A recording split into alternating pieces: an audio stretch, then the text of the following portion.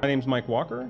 I work for Microsoft as the Executive Director for Health and Life Sciences, focused on pharma supply chain and smart manufacturing.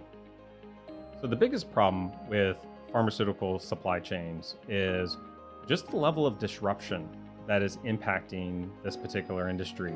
And to figure out, where do we start? Microsoft is helping pharmaceutical organizations solve these big challenges. One is we're bringing expertise to the table.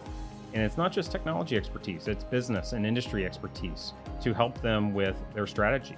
Another thing that we're doing is we're tailoring our offerings to the industry as well, creating industry clouds that help pharma organizations accelerate their journey to digitize. And lastly, we work with the standards bodies out in the industry and the regulators to make sure that when we do have software we can offer, or when we are providing advice, that it's in line with not only your organization, but also the industry at large. So the future for pharmaceutical supply chains is actually something that I think is going to be really exciting. The manufacturing supply chain capability is going to be vital to move into this new era where we do have things like precision medicine that fundamentally change the legacy model into something that looks very, very different.